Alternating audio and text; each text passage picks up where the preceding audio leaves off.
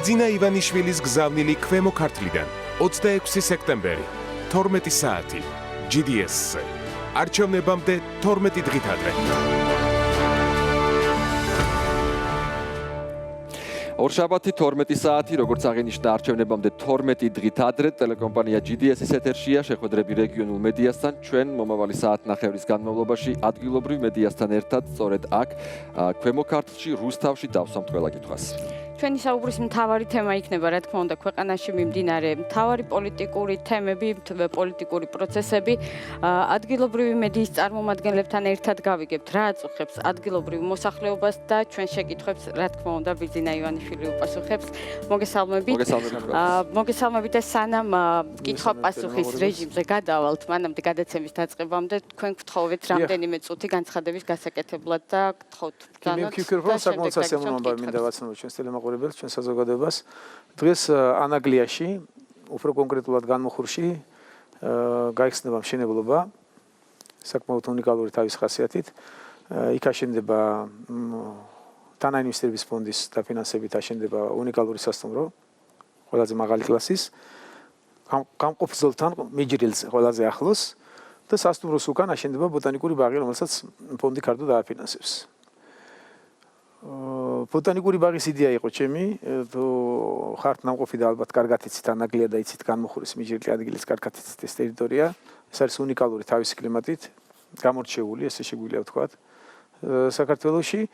და რაც თვალში გვხვდება, არ არის, ვთქვათ, უკანაზოლი, არ არის ძალიან საკმაოდ გამწვანებული და ძირითადად ბუჩქოვანი მცენარეებით არის დაფარული და გამიჩნდა იდეა იქ ბოტანიკური ბაღი ამეშენებინა.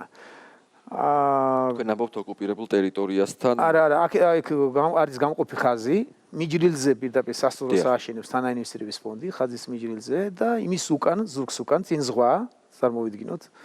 დიახ. სასტუმრო და სასტუმროს უკან, თქვათ იქ სადაც ბუჩქნარი და ძალიან ისეთი მწირი ნიადაგია, ბოტანიკური ბაღი და ამის უნიკალობა იმაშია, რომ გარდა იმისა, რომ რეკრეაციული ზონა იქნება, იქ კოლხური ჯიშის ძალიან ბევრ მცენარეს გადავარჩენთ, რაც გადაშენების პირასაა, ამავდროულად სოფლიოს ყველა კუთხიდან ჩამოვიდანთ შესატყვის კლიმატს, რაც შეესატყვისება უნიკალურ მცენარეებსაც და ვფიქრობ, რომ ძალიან კარგი ბოტანიკური ბაღი აშენდება.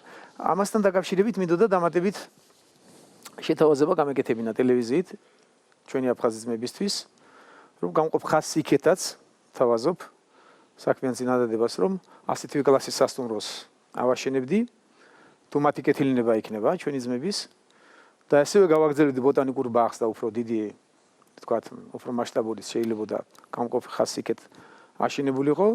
ამავდროულად სასტუმროდან მიღებული ყველა მოგება მოხმარდებოდა თანხმობის შემთხვევაში ადგილობრივი ინფრასტრუქტურის განვითარებას და ადგილობრივი მოსახლეობის კეთილდღეობის ამაღლებას და ამით მინდოდა ჩემი წვლილი შემეტანა ჩვენი ურთიერთობის აღდგენაში და გარკვეული ნაბიჯი და საფუძველი ჩაყრო და იმას, რომ ჩვენ მოვახერხოთ და აღვადგინოთ ნდობა, დავიბრუნოთ ის ზმობა, რაც ჩვენ საუკუნეების განმავლობაში გაგვაჩნდა. ძალიან საინტერესოა და ალბათ სასიამოვნოა ნებისმიერ ამ ქვეყნის ნებისმიერი მოქალაქისთვის ეს შეთავაზება, თუმცა მე მაინც მაინტერესებს ამ შეთავაზებას ახლა პირველად აჟღერებ ჩვენს ეთერში თუ რაიმე შეთავაზება კომუნიკაცია უკვე შედგა აფხაზურ მხარესთან. ეს დაწვრილებით არის, იყო მცდელობა, რომ ამბავი მიგვეწვდინა, რამდენად თქვათ უკან ინფორმაცია არა ვარ საქმის კურსში, რომ როგორი იყო რეაქცია და მე არ ვფიქრობ, რომ მე გამაღეზიანებელ წინადადებას თქვენ პოლიტიკურად ვფიქრობთ და ცდილობთ, რომ არაფერი ისეთი არ მოხდეს, რომ არ გავანაწყენოთ, თუ რატოსვათ ამ კითხვას. მე ვფიქრობ, რომ ვერ მოხდა სამწუხაროდ მე მგონი შეჯერება ამ საკითხის, როგორც მე ვიცი, ასეთ დონეზე იყო მცდელობა, მაგრამ წინადადება იმდენად ჰუმანური და იმდენად მეგობრულია, რომ მე არ ვფიქრობ, რომ ამას პოზიტიურის გარდა სხვა რაიმე შეფასებები მოყვეს გნებავთ ჩვენი შეთავაზება აფხაზიზმებისგან. პოზიტიურია ეს უდაოა. დიახ. მე ვიდრე ჩვენს კოლეგებს მიცემდეთ საშუალებას რომ დავსვან შეკითხვები, ერთი შეკითხვა მინდა დაგისვათ წინა კვირას თქვენ შეხვდით ბიზნესმენებს და მე მინდა წავიკითხოთ თქვენი ერთი ციტატა პატარა, რამდენად ცდილობთ რომ თუნდაც თანამშრომლებს განუმარტოთ ის გარდაქმნები, რაც მოხდა და რაც შეიცვალა ჩვენს ქვეყანაში. რამდენად საუბრობთ ამის შესახებ ოჯახის წევრებთან, მეზობლებთან, თანამშრომლებთან და ასე შემდეგ. ბევრმა თქვენი ეს განცხადება აღიქვა ბიზნესისადმი მოწოდებად, რომ მათ აქტიური მხარდაჭერა უნდა გამოუცხადონ მართლ პოლიტიკურ ძალას. რის თქმა გსურდათ და რა გსურდათ ბიზნესისგან მიგეღოთ, ასე რომ ვთქვათ. კი ბატონო, ეს შეიძლება იყო ამოვარდნა სწორედ იმ გეგმისგან, რაც ადრევე იყო გაცხადებული ბიზნესმენთან შეხვედრაზე, არ ელოდნენ პოლიტიკურ შემადგენელს და პოლიტიკურ ნაწილს და ოპონენტებმა განსაკუთრებით ამაზე გადაიტანეს ყურადღება. მე ვფიქრობ, აბსოლუტურად ლოგიკური იყო საარჩევნო პერიოდია, ბიზნესმენი ეს ჩვეულებრივი საზოგადოების წევრია და რომ მოგეხსენებათ არათუ მონაწილეობენ როგორც წესი მთელს ევროპასაც და ამერიკაშიც ბიზნესი აფინანსებს პოლიტიკას. წინააღმდეგ შემთხვევაში კორუფციას მომყვა ადგილი პოლიტიკოსებს სხვანაირი შემოსავალი არ გააჩნიათ როგორც წესი თუ თქვათ ყოფილი ბიზნესმენი არ არის რამე მსგავსი. შესაბამისად ამ მოწოდებაში არავითარი უცნაურობა არ ყოფილა, მე ელემენტარულად უფრო მკვეთრი დაფიქსირების სურვილი გამაჩნდა ბიზნესმენების მხრიდან. ამავდროულად მოუწოდე რომ კრიტიკაც იყოს გახსნილი და იყოს პირდაპირი, თქვათ თუ რამე არ მოგწონს, იყო გახსნილი კრიტიკა დახურულ შეხვედრაზე. თუ რამე შეცდომებია, ძალიან გთხოვთ რომ კრიტიკულად მიუდგეთ. თუ კარგია, იქნება ესეც მკვეთრად დავაფიქსიროთ. აი ეს ამ მოწოდებაზე ოპონენტებმა გააკეთეს ცოტა ზედმეტად ჩემი აზრით კრიტიკული დამოკიდებულება, არაფერი ამაში ცუდი არაა, თუმცა ფორუმის ძირითადი მნიშვნელობა იყო კიდე შევახსენებ ჩვენ საზოგადოებას ის რომ შეგვეფასებინა ეს 4 წლიანი პერიოდი, რამდენად სწორი პოლიტიკას ატარებდა ხელისუფლება და რამდენად ბიზნესი იყო თავისუფალი და პირობები იყო უკეთესი იმაზე, რაც იყო წინა წლებში ბიზნესის განვითარებისათვის და ინვესტიციების მოზიდვისთვის. და ამავდროულად, თქვათ, შეფასებასთან ერთად მუდამ ეს მერვედ ჩატარდა თუ მე 7-ით არ მახსოვს ზუსტად ესეთი ტიპის ფორუმი ეკონომიკური, ჩემი თაოსნობით დაიწყეს და მიზანიც ეს გახლდათ, შეფასება და სწორი გზების დაგეგმა. თუ რამეს ვხედავთ, თქვათ, ბიზნესი ყველაზე კარგად ხედავს ამას.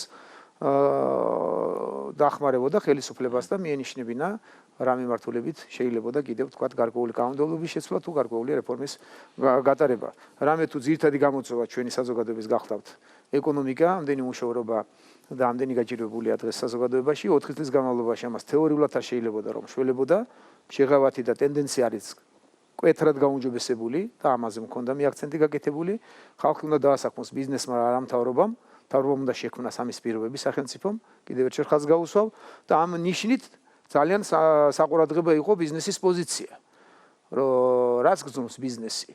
რეალურად პოლიტიკურად თქვა რას გრძნობს ბიზნესი? ამ შეხვედრის შემდეგ რა შთაბეჭდილება დაგჭირთ თქვენ? მათი საუბრეს ერთგვაროვნად ვერც ერთი კრიტიკული შენიშვნა ვერ გამოითქვა, მიუხედავად იმისა, რომ იქ იყო ოპოზიციურად განწყობილი, იყვნენ ოპოზიციონერებიც, იქ ნაციონალური მოძრაობის წევრები ახლდნენ, იყვნენ თავისუფალი დემოკრატებიდან სპეციალისტებიც და პოლიტიკოსებიც ფორმაზე უფრო მეტად ფორმაზე იყო მინიშნება რომ რაღაც ფორმა არ მოსწონთ თქვა ამ ტიპის და პირველ რიგში ის რომ მე მოვითხოვე განმარტებები არ მოვითხოვე თხოვე პრინციპში თუმცა ჩათვალეს რომ ზედმეტად ემოციური ვიყავი რადგანაც შეიძლება ვიყავი კიდეც იმიტომ თქვენ რამდენჯერმე გაუსვით ხაზი რომ ამისთვის არ თქვენ საკრიტიკო აღმოსვლა შეიძლება ამან დატოვა შემდეგ ასეთი შთაბეჭდილება რომ ბატონო ამის საკრიტიკოთ არ მოვსულვარ ბევრჯერ გაუსვით ხაზი ბიზნესმენებთან შეხვედრის დროს და შეიძლება ამან ხო, რამდენიმე კაცი დაიძაბა. ნუ ძირითადად სხვილი ბიზნესი ესწრებოდა პრინციპში და თქვენ იცით რომ მათ აქვთ ისტორია და აქვთ ისტორია თანამშრომლობის წინა ხელისუფლებასთან და თქვათ პროცესებში მონაწილეობის. შესაბამისად მე ესეთ რამ თქვი რომ 2012 წელს ისე ჩავატარეთ არჩევნები რომ შეკითხვაც არ დამისვოს და თქვენი მიმართ არც ერთი განცხადება არ გამიკეთებიათ და არ მიკითხავ სად იყავით და როგორ იყავით. დღეს 4 წელიწადი გავიდა, ეხლა არჩევნებია და მაინტერესებს რომ დღევანდელი პოზიცია რა არის. ეხლა გისვამთ ამ შეკითხვას. მოგწონს შედარება გავაკეთოთ ეს შემდგომ. ეხლა რო არ გააწავიდეთ პოლიტიკურ შემადგენელზე ამ ფორუმის უფრო საინტერესო მაინც ეკონომიკურია, რაც იდეაც ეს გახლდათ და ისი გულისთვისაც შეიქმნა. ამ ხრივ რა თქმა უნდა შეფასება იყო აბსოლუტურად პოზიტიური და კრიტიკულად განწყობილებმაც ვერ შეძლეს და ოპოზიციურად განწყობილებმაც ვერ შეძლეს რომ დაეკნინებინათ ის შედეგი, რაც 4 წლის განმავლობაში საქართველოს მიიღო ეკონომიკური განვითარების მხრივ. და რა თქმა უნდა, იქ ხაზი გაესვა პრობლემას იმას, რომ 3 და 4%-იანი ზრდა ეს არ არის დიდი და ამით ვერც ერთი ხელისუფლება ვერ იტრაბახებს და მათ რიცხვში მეც მრავალჯერ მithქვავს, რომ ეს თითქოს არ არის სატრაბახო, მაგრამ იმ ფონზე, როდესაც ესეთი დიდი შოკი იყო, გარე შოკი და რეგიონში იყო ძალიან მძიმე სიტუაცია. საქართველოს უნიკალურად გაართვა თავი ქართულმა ეკონომიკამ ამას და ამაში არის ძალიან დიდი წვლილი, რა თქმა უნდა, იმ ახალი დამოკიდებულების ეკონომიკასთან, რაც ჩემი მოსვლით ჩვენმა გუნდმა დააფუძნა ქართულ პოლიტიკასა და ეკონომიკაში. საქართველოს რეგიონში არის ლიდერი ეკონომიკური ზრდით და ყველა დამოკიდებულებით, თქვა, იქ დევალვაციაზე იყო საუბარი. ყველა შეფასებები ძალიან საინტერესო პიროვნება არ ვიცნობდი არჩილ გაჩეჩილაძე, ვინც გააკეთა მოხსენება ჩემს შემდგომ და დაახასიათა მთელი ეს პერიოდი ეკონომიკური მაჩვენებლებით. ძალიან შთამბეჭდავია.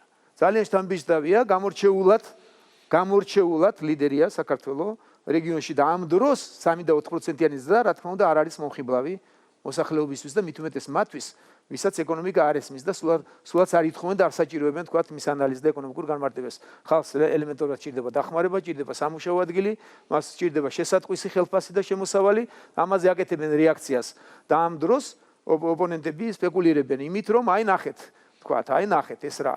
და იმ ფონზე, როდესაც შემცირებები მოხდა ჩვენი პარტნიორების, თქვათ, სავაჭრო პარტნიორების და რეგიონში მეზობლების ეკონომიკის შემცირება მოხდა. სტაგნაცია ჰქონდა ძალიან ბევრ ქვეყანას და საოცარი შოკი განიცადეს. ამ ფონზე, რა თქმა უნდა, შთამბეჭდავი იყო ის, რაც საქართველოს ეკონომიკამ განიცადა და როგორ მყარად იდგა და ამის საფუძველი გახდა მხოლოდ ის დამოკიდებულება, რაც ჩვენ პრინციპულად შევცვალეთ წინა ხელისუფლებისგან განსხვავებით და ხელისუფლება დაწყებული ჩემი პრემიერობიდან და დამთავრებული კვირიკაშვილით, რომელიც ბიზნესთან ძალიან ახლოს არის, ყველაფერს აკეთებს იმისთვის, რომ საქართველოში იყოს ძალიან კარგი გარემო ინვესტიციებისთვის და ამ ხრივ შთამბეჭდავი შედეგებია. რა თქმა უნდა, როდესაც ცოტა დაიძაბნენ, თქვათ, თანამონაწილეები პოლიტიკური შემადგენლობით, შუალედში გაჩეჩილაძის გაკეთებული ანალიზის დროს, როდესაც ინვესტიციებზე იყო მინიშნება, მე იქ გამოვასწორო და უთხარი, აი ეს არის თქვენი ძირითადი და მართლაც ეს იყო, რომ ბიზნესს აქვს ლომისმილი ინვესტიციების მოზიდვაში და ამ ხრივ, რა თქმა უნდა, ძალიან კარგი შედეგი გვედოდა ბიზნესმა ახაჩვენა სწორედ. პოლიტიკაში მორცხობს, ერიდება, თქვა, დარჩენილი შიში აქვს კიდევ ზოგიერთებს, შეიმჩნევა ეს აშკარად, მაგრამ ძირითად საქმიანობაში თავის, რასაც ქვია ბიზნესი და რასაც ქვია ეკონომიკა, ბიზნესმა კარგად აჩვენა ის სწორება, რაც ახალმა ხელისუფლებამ მოიტანა. აი ეს სტანდარტები, რაც დაგეგმა და დანერგა ახალმა ხელისუფლებამ, ბიზნესმა კარგად აჩვენა თავის ძირითად საქმიანობაში. იმ ფონზე კიდევ ვიმეორებ, რაც ხდებოდა რეგიონში და პრობლემა ის, რომ საქართველოში არ არის უფრო დიდი ეკონომიკური ზრდა, ყველამ ერთხმად აღიარა, რომ არის მხოლოდ გარე შოკი და არა, თქვათ, გარკვეული შეცდომები ხელისუფლების. თუმცა იდეალური ვერც ერთ ხელისუფლება ვერ იქნება და ვერც ერთ მთავრობა ვერ იქნება, მაგრამ პრინციპული შეცდომები კიდაც კანონმდებლობის ხრივ, კიდაც მართვის ხრივ, ან ჩარევის კერძო საკუთრებაში, ან კორუფცია, ლამის პირველ ადგილზე ვართ კორუფციაში 100 ქულიდან არაკორუფციულობის გაზომა რაც ხდება 98 ქულა იყო საქართველოს. და გაიხსენეთ წინა პერიოდი რაც იყო ეს ელიტარული კორუფცია როგორ ყვავოდა, იქ ერთ-ერთმა ბიზნესმენმა სვათაშორის ძალიან საინტერესო შეფასება გააკეთა. გაიხსენა შევარდნაძის პერიოდი და თქვა რომ კორუფცია იქაც იყო და უფრო ფართო და მასშტაბიანი და გაიხსენა ნაციონალური მოძრაობის მართვის პერიოდი.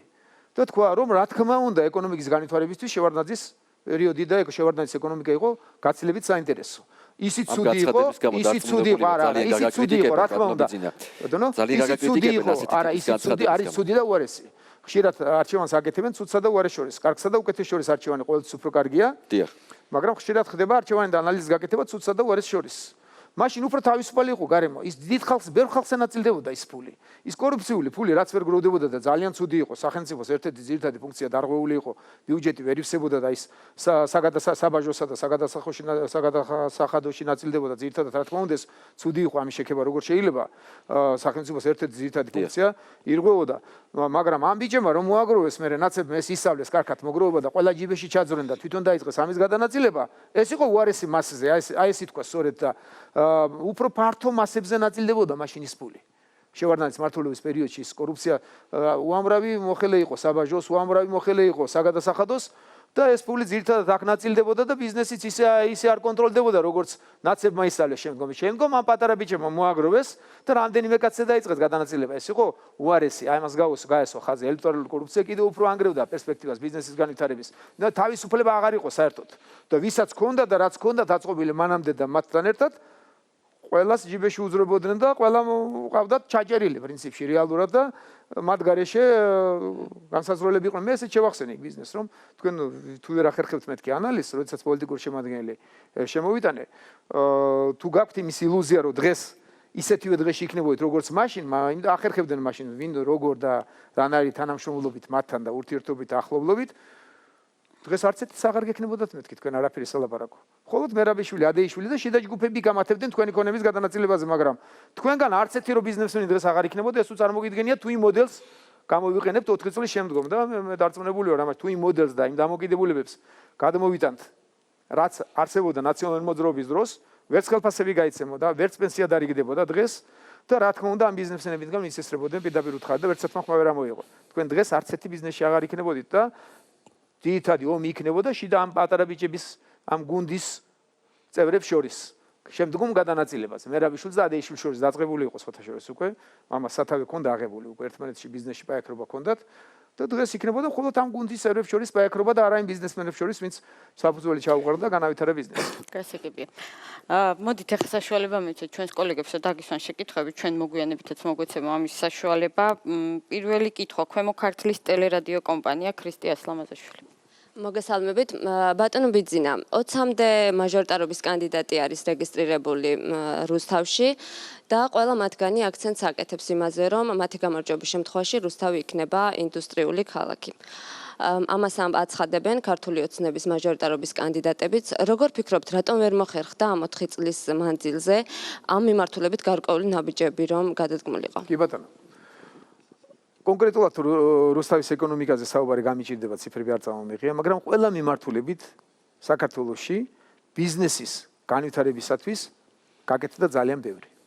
აი, რაზეც ქონდა ფორუმი და რასაც ვიხსენებდი ჩემს ერთი წუთით ადრე, რომ ყველა ბიზნესმენი გამოკვეთით აღნიშნავს და ნახეთ საერთაშორისო რეიტინგებიც. საქართველო არის თუ საუკეთესო რა, ერთ-ერთი საუკეთესო, აი 5 ეულში შედის, სხვადასხვა რეიტინგებით ეკონომიკურით. საქართველოს აქვს ძალიან მკვეთრი ნაბიჯი წინ გადადგმული იმისათვის, რომ ეკონომიკური გარემო არის ძალიან კარგი ინვესტიციებისთვის, მაგრამ კიდევ ერთხელ მოგახსენებთ, ეს გარეშოკის პრობლემა იყო, ჩვენ მოვხდით რეალურად კრიზისში და სამწუხაროდ ჩვენ მოსვლას ეს ყველაფერი დაემთხვა, ამიტომ ვერ მოახერხეთ უფრო სწრაფი და უფრო შტამბეჭდავი განვითარება. რამდენიმე შეგახსენებთ, უგნებავთ თქვათ, ეკონომიკური თავისუფლების მხრივ მე-5 ადგილზე ვართ სოფლიოში და აი შედარებითი ინდექსი კიდევ ერთხელ, რასაც ხშირად ვიყენებ და გამომეყენები ადრე გამოსვლებში, მაკროეკონომიკური გარემო, რაც კომპლექსურად განსაზღვრავს დამოკიდებულებას. ხელისუფლების, თქვათ, როგორია პოლიცია, როგორია ხელისუფლება, როგორია მენეჯმენტი და ესე შემდგომ. მაკროეკონომიკური გარემო, რაც ერთ-ერთი ძირითადი დამახასიათებელია სახელმწიფოს, როდესაც ბიზნესმენები ინვესტიციებს ირჩევდნენ, საქართველო იყო 127 ადგილზე 2012 წელს. ბოლოდან მე-6 ადგილზე იყო.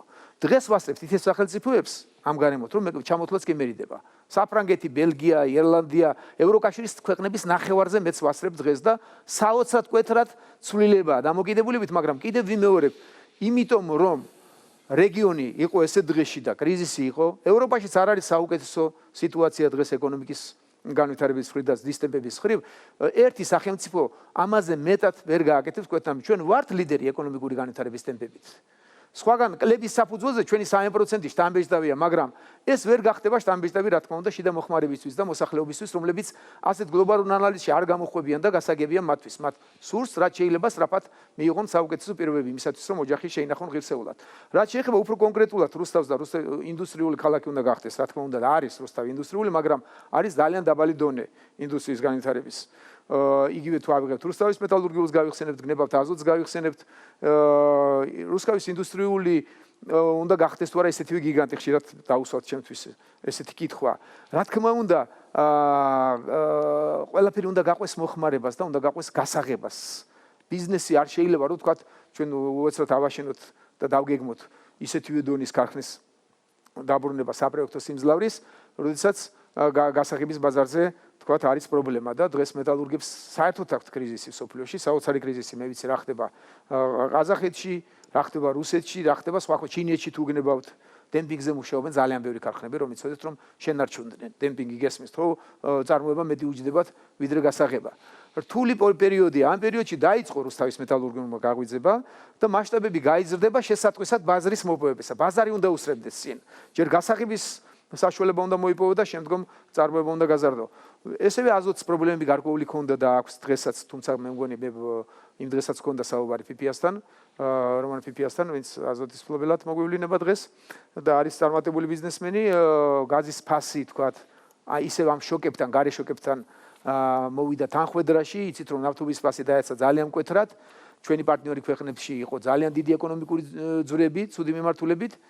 თქვენ წარმოიდგინეთ ნავთობის გაიაფებამ საქართველოსთვის უნდა მოეტანა პოზიტივი თეორიულად, ხო? ჩვენ მომხმარებელი ვართ, ნავთობის წარმოებელი არა ვართ, ძალიან ცოტას ვაწარმოებთ, ის არაფერი არ არის, ზღვაში სვეტია რომ იტყვიან, რასაც ვაწარმოებთ და მოვიპოვებთ ჩვენ ნავთობს. და ნაცვლად ამისა, ჩვენს ეკონომიკაზეც ამან დიდი დარტყმა მოახერხა, იმდენად დიდი მნიშვნელობა აქვს ეკონომიკური პარტნიორების, სავაჭრო პარტნიორების ეკონომიკურ მდგომარეობას. აი ეს რომ კარგად გაითავისოთ და გაიგოთ, ნავთობის ფასის ვარდნას თითქოს საქართველოს ეკონომიკისთვის პირიქით ბიძგი უნდა მიეცა. იმიტომ რომ ჩვენ ნაკლებ ფულს დავხარჯავდით ნავთობის შესყიდვაში, რასაც მომხმარებელი ქვეყანა ვართ. ამ დროს, იმიტომ რომ სავაჭრო პარტნიორები ჩვენი რეგიონში, ჩვენი მეზობლები ძალიან დაზარალდნენ ამით, იმდენად საქონლობრუნვაზე ამან ისეთი ასახვა მოიპოვა, რომ საქართველოს ეკონომიკასაც დაეთხო. რა თქმა უნდა, რუსთავი უნდა იყოს ინდუსტრიული ქვეყანა. და ამ მიზეზით გარე შოკები ძირითადად და საერთოდ ახლა ისეთი დონის ქარხნები, როგორც არის რუსთავის მეტალურგიული, ან არ გენებავთ აზოტი. 4 წელიწადი პროექტირებაზე მიდის როგორც წესი, ამ ტიპის საწარმოების დაგეგმა რომ მიდის, და ამ ტიპის საწარმოების, თქვათ, გიგანტების აღორძინებაზე მიდის საუბარი, საკმაოდ დიდ დროს მოითხოვს. მენტალური შეცვლა და გარდატეხვა. სიტუაცია გახლდათ ისეთი, რაც გადავიბარეთ ჩვენ, რომ აქ ვინც იყვნენ შემორჩენილები, ისინი ცდილობდნენ როგორ გაესაღებიათ ერთმანეთს და აქედან გაქცეულიყნენ, გაესროთ. ეს იყო დამოკიდებულება. და პირველი 2 წელი თვითონ ბიზნესმენები იხსენებდნენ იმ შეხვედრაზე, რაც ჰქონდა 3 დღის წინ, რომ პირველი 2 წელი გაგებაც არ უნდათ, იმდენად შოკში იყვნენ. მე ვიხსენებ კირვალიძე, იყო ეკონომიკის სოფლის მინისტრი. და მახსოვს, რომ ჩემი დავალებით ვთხოვე, რომ მოეგროვებინა სოფლის მეურნეობის ბიზნესი და თავიდანვე დავიწყოთ მეთქი რთველზეც და საერთოდ ირიგაცია და ეს პრობლემები რაც არის. ეხლა შეიძლება საწყენად ჩამითვალოს, მაგრამ ერთ-ერთზე ვიტყვი, როგორ დამირეკა, შეხვედრიდან დამირეკა, იმდენად შოკირებული იყო კირვალიძე შეხვედრაზე. შეხვედრიდან დამირეკა, ბატონო ბიძინა, რას დაგეგმარებაზე უნდა ვილაპარაკო რა. აი ერთადერთი რაც შემიძლია თქვა, ამ ბიზნესმენებს უთხრა, რა გიქნათ იმ მამაძალმა სეთურმაო. ისეთი, აი თვალებში მიყურებენო, მონური გამოხედვით იყურებიან თვალებში იმდენად შეშინებული და დათქმულნი არიანო. და არჯერად ჩემი სიტყვების თუ ჩვენ მათზე ვიზრუნებთ და ჩვენ მათ კეთილდღეობას და მათ ბიზნესის გაუმჯობესებაზე გვექნება ძირითადი აქცენტი. ესეთი მდგომარეობა მივიღეთ ჩვენ, აი როდესაც რუსთავის ინდუსტრიაზეა საუბარი. ესეთი შოკირებული იყო ბიზნესი. რა თქმა უნდა, ინერციით მუშაობდნენ, ახერხებდნენ მათთან, თქვათ, კომუნიკაციას მთავრობასთან და ეს მთავრობის წევრები ნელ-ნელა შედიოდნენ ბიზნესში და იკიდებდნენ ფეხს. და ამის მაგალითები უამრავია, როგორ ართმევდნენ საკუთრებას, როგორ შედიოდნენ დიდმე საკუთრებებში მოწილებად და ესე შემდგომ. ეს პროცესი იყო ძალიან მძიმე. და აქ რომელი ინვესტორი შემოვა, რა ინვესტიციაზეა საუბარი, დასრულებული იყო იმ მეთოდის მართლობა, რაც მათ ახლდათ, მოხაჩეს ის 2012 წლამდე. მოათრიეს რომ იტყვიან, მაგრამ 12 წელს რომ მათ გაემარჯვნათ, იმ მეთოდს ერთ-ორ წელიწადში საბოლოო კრახს მოიტანდა და ეკონომიკურ კოლოფს მიიღე. კოლოფს პირდაპირ მნიშვნელობით მიიღებდა საქართველოს ეკონომიკურ კოლოფს. ნაცვლად ამისა, ჩვენ უდიდესი ნახტომი გავაკეთეთ წინ და განვითარებული ქვეყნებს შეგვიძლია დღეს შევედაროთ ტემპებით, მაგრამ როდესაც ეკონომიკა 4-ჯერ და 5-ჯერ ჩამორჩება, შედარება ხდება ერთსულ მოსახლეზე წარმოებული პროდუქციით. 4-ჯერ და 5-ჯერ ჩამორჩება, ეხლა ვისაც ეკონომიკა ოდნავ მაინც ესმის, 4 წელიწადში ეკონომიკა არავის არ გაუორმაგებია. მით უმეტეს არ გაუოთხმაგებია და არ გაუხუთმაგებია. არ მოხდა რა პრეცედენტი, რომ 4 წელიწადში ვინმეს ეკონომიკა გაეორმაგებია. გაორმაგების შემთხვევაში საქართველოში მოხდება ჩემი აზრით ხარისხობრივი ცვლა. მოსახლეობას უკვე დაეტყობა ძირითად ფენას, მამახს ხედულობაში გაორმაგება თქვათ 20,000-ზე, როდესაც ავართ 10,000 არის ახლა პროგნოზი წლის ბოლომდე საერთაშორისო სავალუტო ფონდის საერთაშორისო დოლარში ნაანგარიშევი ერთსულ მოსახლეზე წარმოებული პროდუქციის, ჩვენ შეგვიძლია აი 7-8 წელიწადში თუ შევინარჩუნებთ ლიდერობას და ამავდროულად რეგიონში შეიცვლება სიტუაცია, რის იმედიც მაქვს და დასრულდება ეს დაღმასვლა და დაიწყება აღზევება ეკონომიკური და საქართველოს ამ ტემპებს შეინარჩუნოს და ლიდერულ პოზიციას შეინარჩუნოს, ჩვენ 7-8 წელიწადში შეგვიძლია გავაორმაგოთ. 7-10 წელიწადი უკიდურესი იქნებოდა გავაორმაგოთ. და აი აქ შეიძლება მოსახლეობას, თქვათ, ცათვალეთ, რომ ყველაფერი გაორმაგებული რაც დღეს გაგვაჩნია, თქვა. სამუშაო ადგილების გაიზრდება პრინციპულად, პენსიების გაიზრდება პრინციპულად, სოციალური დახმარებების გაიზრდება და ესე შემდგომ. ოღონდაც ვიყოთ თანმიმდევრულნი და მოთმინებით. მახსოვს რომ წინა შეხვედრაზე ჟურნალისტებმა მკითხეს, აი ამდენ დადიხარ შესვენების დროს კახეთში. რა გინდა და ძირითადი მიზანი რა არის და შემოკლებით თქვა, ჩემი თავი თვითონ დავიჭირე, რომ მოსახლეობას ძირითადად მეთქი არა არჩევნებისთვის მოუწოდებ, არამედ გაგებისთვის და მოთმინებისთვის. მოთმინებისკენ, რომ ყველაფერი მიდის სწორად. ამაზე მეტია, შეუძლებელი იყო გაკეთებულიყო რეალობიდან წამოვიდეთ ჩვენ. რისი გაკეთება შეიძლებოდა და არ გაკეთდა და ვერ გაკეთდა. ეს იყო ერთ-ერთი ძირითადი საკითხი სწორედ ბიზნეს ეკონომიკურ ფორუმზედაც. აი აქედან თუ შევაფასებთ, ძალიან დიდი პროგრესია უკეთესობისაკენ. ოღონდაც კიდევ ვიმეორებ, ეკონომიკის გაორმაგება 4 წელიწადში არ მომხდარა და თანაც დაერთვა მას რეგიონალური კრიზისი, ამის გაგება მოსახლეობის რთულია, მაგრამ ვისაც ხელეწიფება უნდა აუხსნათ და გავაგებინოთ, ეს თხოვე ბიზნესმენებს სწორედ. და მოთმინება რომ აღარაფერი ახალი უბედურება არ მივიღოთ. სწორედ მივიდეთ არჩევნებზე, სწორედ მოვეკიდოთ იმას, რომ რეკლამა უნდა გამოვაცხადოთ ახლა. რეკლამის შემდეგ დავუბრუნდებით ეთერს.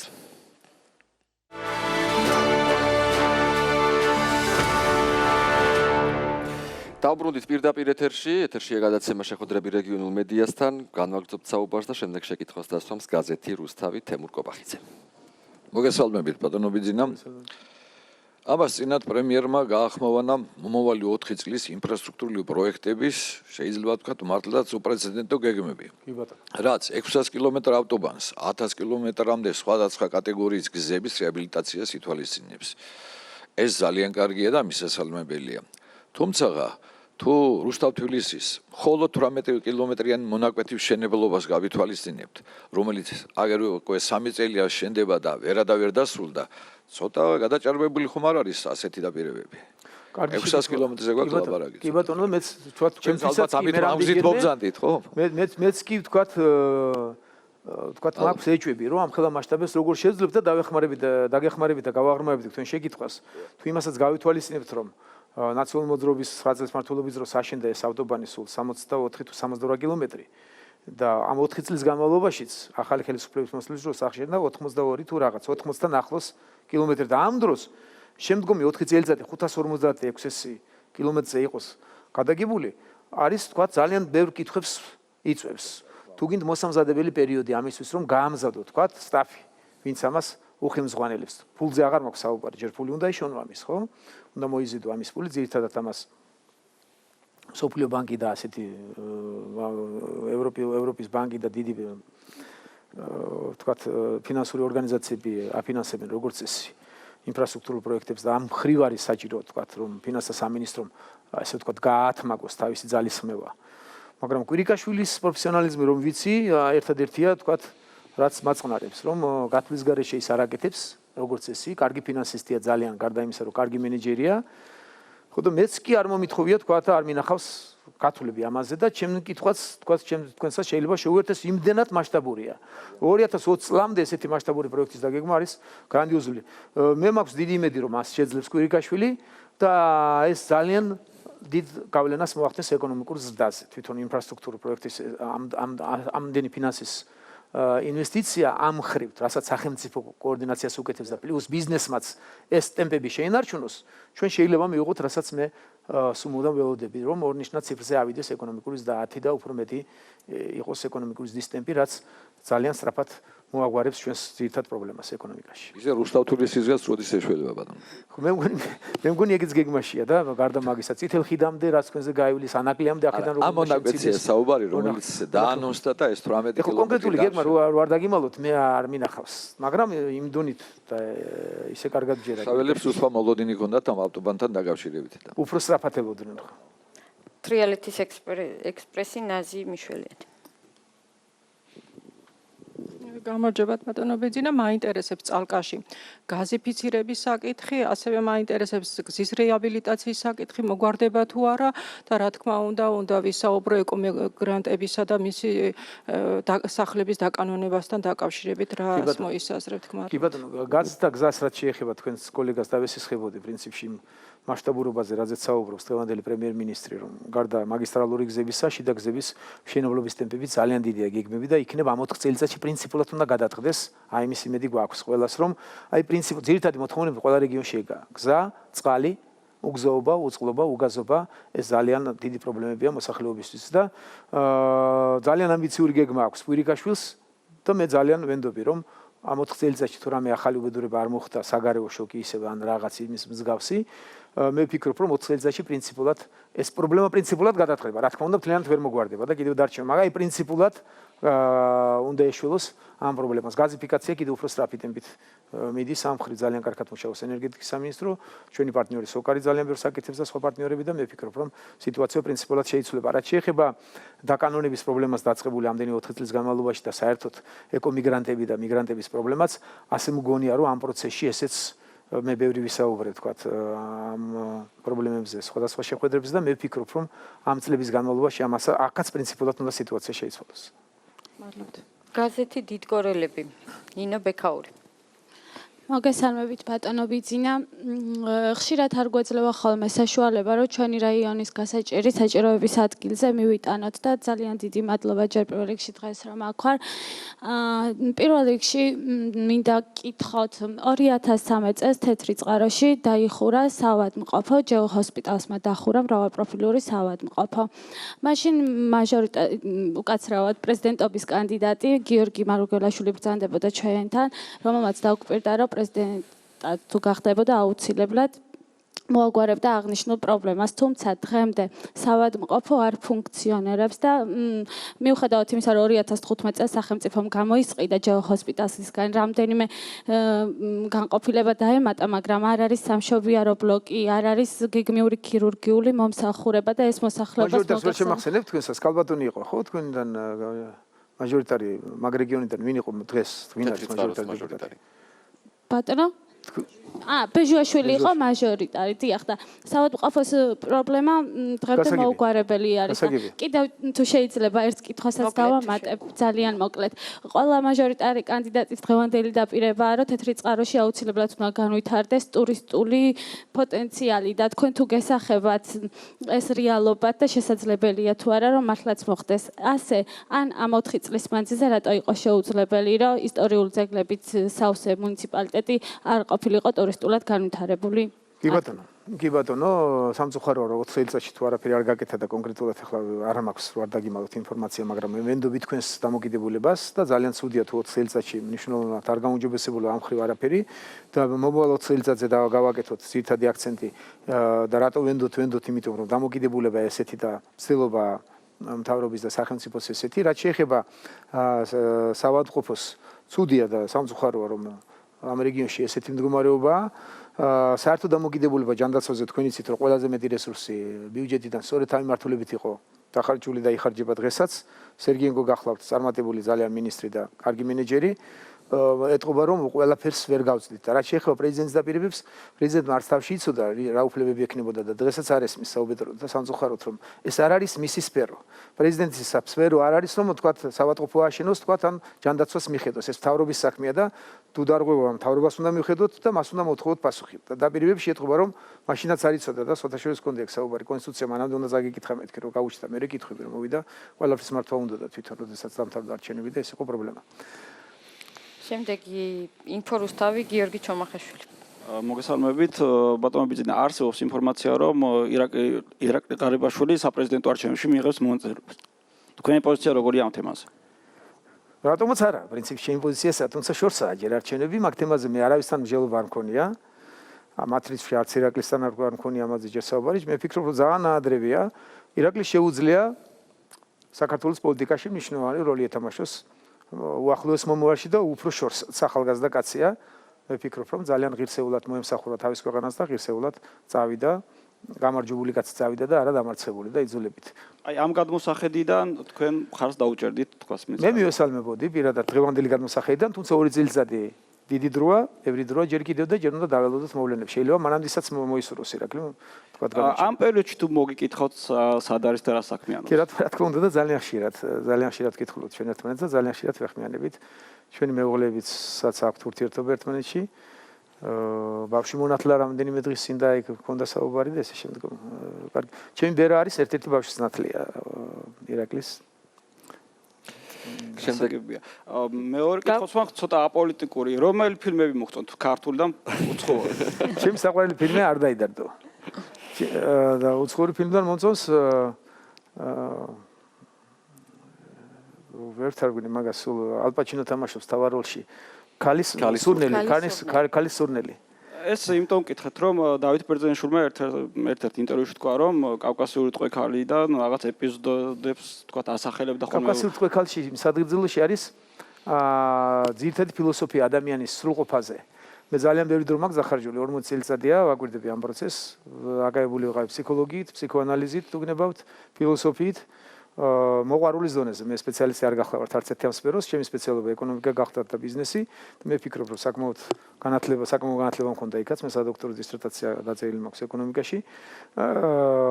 ცდილობენ და რა ცდილობენ აბონენტები არ ვიცი, მაგრამ აი ის რომ ადამიანის სრულყოფა ძირითადად ადამიანის შეფასება და პრობლემების რაც ჩვენ ნახეთ, ჩვენ თუ გნებავთ პოლიტიკაში უახლოეში, რაც იმ პატარა ბიჭებს რაც ქონდათ პრობლემები დაწყებული ყველაფერი მოდის საიდან ფსიქიკა რამდენად აქვს დაბალანსებული და ფსიქიკა განსაზღვრავს სამწუხაროდ ძირითადად ინტელექტის ქმედებას და სწორ მიმართულებებს და იმ სადღეგრძელში რაც ძდევს რომ ჩვენი შესაძლებლობები და მოთხოვნილებები იყოს ახლოს, აი ვისაც ეს ახლოს აქვს, ის ადამიანი არის დაბალანსებული და მისგან ცუდს როგორც ესე არ უნდა ელოდო. აი განხეთქილება როა დიდი და კოლოფსი როა მოთხოვნილებასა და შესაძლებლობებს შორის, მთელი უბედურებები მიგვიღია ისტორიულად პოლიტიკოსებისგან პირველ რიგში. და ჩვეულებრივი მაცხოვრებლებისგანაც. მე ოდესღაც მაესტროში მქონდა ამაზე გადაცემა მე და ეკაბერიძეს რამდენადაც მოახერხე მაშინ იქ დავალაგე. ჩემთვის არის ყველაზე საყვარელი სფერო და სიამოვნებით ერთ-ერთ გადაცემას თუ დამპატიჟებთ ჟურნალისტები, კიდე მიუძღვნიდი ამას სიამოვნებით და ძალიან კარგად ვიცი ჩემი აზრით ადამიანი, თქვათ, რა მისი მექანიზმი რა ამოქმედებს, რა სურვილები აქვს და პირდაპირ აი პრეზიდენტზე საუბრობდით წეგან და თქვენ სულ სხვა დამოკიდებულება გქონდათ მის მიმართ არჩევნებამდე და შემდეგ არჩევნების შემდეგ შეგეშალათ, ანუ თქვენ საუბრობთ კარგად იცნობთ და დროს უნდა ვხარჯოთ, მაგალითად ჟურნალისტებს მიცეთ. დღეს არ არის საინტერესო. აი 1-2 წლის შემდგომ თქვა თუ კიდე არჩევნებში გაუჩნდება სულ ქართული ხალხის მოთხოვნები ემთხვევა თქვა დღევანდელ რეალობას, აი ზუსტად სადღეგრძელო და გამომდინარე. მე ვფიქრობ რომ საერთოდ დაბალანსებული ხალხი ვართ ჩვენ. საერთოდ დაბალანსებული ხალხი ვართ და სულ ამაზე ვაკეთებდი აქცენტს, რომ ჩვენი ისტორიული მახსოვრობა, ჩვენი ისტორიული გამოცდილება, სულ გენეტიკაზე მქონდა საუბარი და დღესაც სამწუხაროდ ამ იმედზე ვარ. ბიზნესმენებთან როდესაც მქონდა შეხვედრაზე და პოლიტიკური შემადგენელი მოვითხოვე, უთხრა რომ თქვენზე კარგად ვერავინ ვერ გაანალიზებს რა მოხდა, თქვენ სპეციალისტები ხართ და იქნებ დაეხმაროთ საზოგადოებას. იქვე გაუსვი ხაზი რომ სამწუხაროდ თქვენი დომინანტობა არ იკვეთება. მიუხედავად იმის პროფესიონალები ხართ და კარგად ხედავთ, რამდენად კვეთრი ნაბიჯი გადავდგით წინ. ისევ იმ ჩვენი ისტორიული მახსოვრობაზე ვზივართ. დღეს მეთქი და ისევ ზურგის ტვინიდან გზნობენ ჩვენი მოსახლეები, რომ როგორი სწორება უნდა გააკეთონ. და ის რისი უკმაყოფილება შეიძლება ჩემი მხრიდანაც გამოვიკვეთოს, თუმცა არასდროს არ მithkoms, არ მისაყვედურია, მოსახლეობას უნდა დაეხმარო და არა უსაყვედურო. რა თქმა უნდა არის დისბალანსი. დისბალანსი არის გამოწვეული იმით, რომ ჩვენ არ გვაქვს გამოცდილება ბოლო წლების სახელმწიფოს მართვის და საკმაოდ გვაკლია, ვთქვათ, ხელისუფლების მართვის პრინციპების შეფასება, მისი ანალიზი. რამე თუ არ გვიმართავს, პრაქტიკა უნდა მას, ასლოვანი პრაქტიკა უნდა მას და ეს 20-25 წელიწადი არ არის ბევრი და უამრავი შესწავლები დაუშვით თანაც. და შესაბამისად, მოლოდინსა და რეალობას შორის იყო ძალიან დიდი სხვაობა. ის რომ მოვიდა ივანიშვილი და ელოდნენ რომ ყველას თქვათ მიიღებს ყველაფერს, ეს იყო გადაჭარბებული და ამ გადაჭარბებას მე არ მივაწერებ ფსიქოლოგიას და ფსიქიკას. ამ გადაჭარბებას მივაწერ მხოლოდ ჩვენს ბოლო ახალ უახლოეს ისტორიაში გამოცდილებას იმისა, რომ სახელმწიფო არ გვიმართავს ჩვენი და აქ რა თქმა უნდა დღეს ეს დიდ გავლენას ახდენს არჩევნებზე. სამწუხაროდ ჩემდა დღეს მესამედი არის თქვათ მომართული და აფასებს კარგად. მესამედი არის თქვათ ოპოზიციურად განწყობილი მოსახლეობის და 1/3 ისე ფიქრობს. ესეც ეს მოფიქრალებიც თქვათ ისე პრობლემებში არიან, შეფასების პრობლემაა. მაგრამ მე ვფიქრობ, რომ ჩვენ ვართ საოცრად დაბალანსებული ხალხი და მე ჩემს სერიაში თუ გახსოვთ გამოვაქვეყნე და ისტორიული მნიშვნელობა აქვს ამას, ძალიან დიდი, ძალიან ტოლერანტი და ძალიან სტუმართმოყვარე ვართ. ყველა ერია სტუმართმოყვარეს ხებს კი არ ვაკნინებ, მაგრამ აი ღვინის პრინციპიდან გამოსული, როდესაც მე საწნახელი შევაფასე და საწნახელის პრინციპი ხმა გათალეს, ნავი გამოიგონეს და ნავს ეძახიან, ხო იცით საწნახელის საზოგადოებრივად. გათვალეს და გაცურეს, ავიდნენ, ზოგი დასაპრობად წავიდა, ზოგი საშუალოდ წავიდა, ზოგი შეიცვლიდა ადგილებს. ქართველებმა სხვა გქონდა და არც არ გავცურეთ, პრინციპში ველოდებოდით სტუმარს. და ეს ამდენი საუკუნეა უძველესი კულტურა გვაქვს სახელმწიფოებრების თუ გნებავთ და დაბალანსებულად რელიგიაზე მქონდა იქ და ამის საფუძველზე და ბევრი ამ თემით აღარ განვითარდება. ახლა ისე რამე თუ მანანი ბოკუჩავა ფაქტ ჩეკი. მოგესალმებით, სოციალური ხასიათის კითხვა მინდა დაგისვათ. ერთ-ერთი მთავარი დაპირება ქართული ოცნების, როდესაც მოდიოდით, იყო ის, რომ ღირსეული ცხოვრების პირობებს შევუქმნედით ჩვენი ქვეყნის სოციალურად დაუცველ მოქალაქეებს. დღეს არის რეალობა, როდესაც უსახკარო ადამიანებზე, სოციალურად დაუცველებზე სრულდება თვითმმართველობის კოდექსით ევალებათ მუნიციპალიტეტებს, თუმცა ქვემო ქართლის რეგიონის მაგალითზე შემიძლია გითხრათ, რომ თავშესაფრების მშენებლობის და მოწყობის კუთხით დიდი სწრაფი ტემპები არ არის, მაგალითად რუსთავის მუნიციპალიტეტზე გეტყვით, რომ ერთი თვის წინ მუშაობდი ამ თემაზე და დაახლოებით 500 ოჯახის განცხადებაა შესული, რომლებიც ითხოვენ თავშესაფარს. მაინტერესებს ამჯერად მაინც რა კონკრეტულ დაპირებას აძლევს თქვენი გუნდი, თქვენი პოლიტიკური გუნდი ამ ადამიანებს და ასევე გეტყვით, რომ ქალაქში სადაც თქვენი მყოფები დაახლოებით 1200 რუსთაველი პატარა დარჩა საბავშვო ბაღის გარეშე. მიუხედავად იმისა, რომ საბავშვო ბაღები არის უფასო და რაღაც პოზიტიურებს აბიჯებს, რაც გადაიდგა თქვენი მთავრობის დროს, თქვათ არავინ გიკარგავთ, რეალურად სახეზეა ბაღების სიმცირე ქვემო ქართლის მუნიციპალიტეტებში. აი ამ პრობლემებზე რა ხედვები გაქვთ, რომ ვიცით? მადლობა. აი თქვენს კითხვაში ერთ-ერთზე ადეკვატურად აისახებოდა ის, რაც თქვენს კოლეგას უპასუხე, რომ მოლოდინი იყო გადაჭარბებული და სამწუხაროდ თქვენ ჟურნალისტებს ბრძანდებით და თქვენს კითხვაშიც იგივე ისახება. თქვენს გინდოდათ, რომ 4 წელიწადში თქვენს კითხვაში ეს გაისმის და ძალიან ხშირად ოპონენტი ტელევიზიაც ძირთადი მაგას თუმცა ახლა მოლოს აღარ მეკარება, რომ აი პრინციპული გარდატეხა. პრინციპული გარდატეხა თუ გენებავთ სოციალური მნიშვნელობით და სოციალური კუთხით, ახალი ხელისუფლებამ თქვათ რა გააკეთა, უნდა მოახერხოთ ჟურნალისტებმა ბიუჯეტის გაანალიზება. რა თქმა უნდა, რუსთავში ეს პრობლემა რაც არის, ერთ წუთს დამელოდეთ იგი შეიძლება ვერ მოგვარდა, მაგრამ აი რა ნაბიჯები გადაიდგა. ტენდენციას თქვენ პრეტენზია გაქვთ, რომ ახალი ხელისუფლება მოვიდა და თქვათ ამ მიმართულებით არ არის გაუმჯობესება? თუ საერთოდ თუ დარჩა პრობლემები, მე არ მგონია რომ შემდგომი 4 წელიწადიც ეყოფა რომ სრულად აღმოიფხვრას თქვა სამიმართულებით პრობლემები, სოციალური დაუცველების საბავშვო ბაღის პრობლემები, დიდი ალბათობით, ძალიან დიდი ალბათობით უნდა გადაიჭრას და ამაზე საუბარი აღარ იქნება შემდგომ 4 წელიწადში, მაგრამ რა გააკეთა ახალ ხელისუფლებამ და დაპირებებს როდესაც მახსენებთ, თქვა და მიმართებით რომ მე დააკვირდით, ეხლა მაინც თქვენ კითხვაში თქვით, ეხლა მაინც რას იზავთ, თქვა იგულისხმება უკვე მაშინ არ გააკეთეთ. პასუხი მოვისმინო თუ არის შესაძლებელი. შეიძლება არ მაგრამ თქვენ არ ითქვით რომ მე გიპასუხოთ, თქვენ მოთმინება არ ყოფნის რომ ჩემი პასუხს დაელოდოთ. კი, მე გპასუხობ თქვენ, მაგრამ გპასუხობთ ისე როგორც მე ვხედავ. თქვენ არ მოგწონთ ჩემი პასუხი, მაგრამ ეს აღარ არის ჩემი პრობლემა. მე გპასუხობთ ისე როგორც მე შემიძლია შევაფასო და ეს ჩემი უფლებაა. და კიდევ გეუბნებით რომ თქვენს კითხვაში რაც გაისმის, ეხლა მაინც იქნებ შეძლოთ და დაპირდეთ.